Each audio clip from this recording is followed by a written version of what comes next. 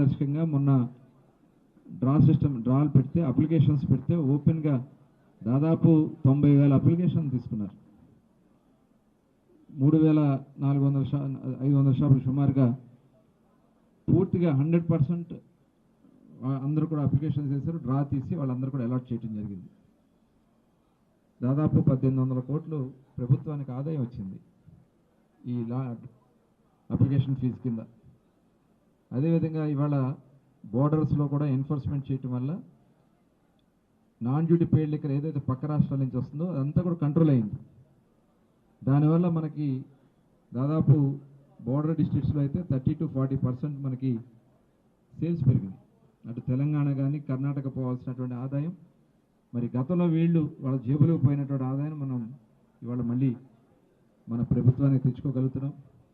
అదేవిధంగా ఎక్కడికక్కడ మొత్తం కూడా ఎన్ఫోర్స్మెంట్ ప్రత్యేకం చేస్తూ ఎక్కడన్నా ఎవరన్నా బెల్ట్ షాపులు నిర్వహిస్తున్నా ఆ షాపుని కూడా దానికి లింక్ చేసి వాళ్ళ మీద ఫస్ట్ టైం కింద అయితే కాంపౌండ్ 5 లక్షలు వేసి, సెకండ్ టైం కానీ మళ్ళీ రిపీట్ అయితే వాళ్ళని ఆ షాపులు రద్దు చేయడం జరుగుతుంది.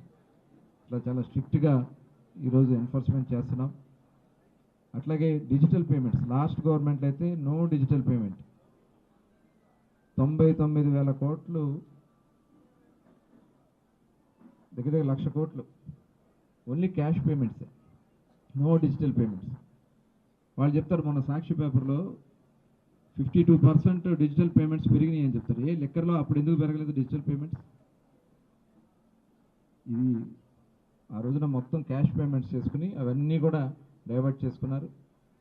ఇవాళ చూస్తే ఆ రోజున డిపోస్ కూడా శ్రీకాకుళం దగ్గర నుంచి ఏలూరు వరకు దాదాపు 10 డిపోల్ని తాకట్టు పెట్టి దగ్గర 13,000 కోట్ల రూపాయలు ఇవాళ ఏఆర్ఐటీఎన్ పెట్టి దాంతో వాళ్ళకి అప్పు కట్టాల్సిన పరిస్థితి వస్తూ ఉంది.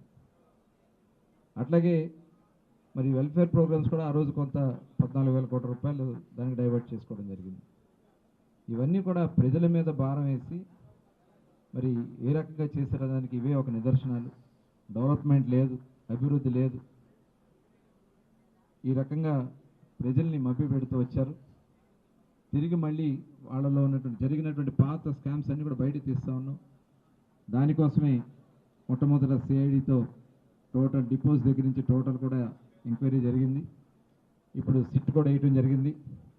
స్పెషల్ ఇన్వెస్టిగేషన్ టీం కూడా దాని మీద చేస్తూ ఉన్నారు. మొన్న చూసాం వాళ్ళ నాయకులే మాట్లాడుతూ ఉన్నారు, లిక్కర్లో చాలా పెద్ద ఎత్తున స్కామ్ జరిగిందని చెప్పి వాళ్ళే మాట్లాడుతూ ఉన్నారంటే ఢిల్లీకి మించిన స్కామ్ జరిగిందని చెప్పి చెప్తా ఉన్నారు. మరి వాళ్ళ ఖచ్చితంగా దొంగలు ఎక్కడికి తప్పించుకోలేరు. ప్రతి ఒక్కరు కూడా రేపు తప్పకుండా బాధ్యులు అవుతారు. కానీ ఇక్కడికి వచ్చి మొన్ననే నీతి కౌరులు చెప్తా ఉన్నారు. ఇక్కడికి వచ్చి ఇవాళ ప్రతి ఒక్క ప్రాంతాల్లో అందరి మీద కేసులు కట్టారు, దాడులు చేశారు. మరి నా మీద కూడా ఒక హత్య కేసు పెట్టించారు. 54 రోజుల పాటు జైల్లో, రాజమండ్రి జైల్లో ఉన్నాం. అనేక మంది నాయకుల మీద తోట చందయ్య అని చెప్పి ఒక బీసీ సోదరుని నడి రోడ్డు మీద అతి దారుణంగా హత్య చేశారు. ఒక ఎంపీపీ హత్య చేశారు.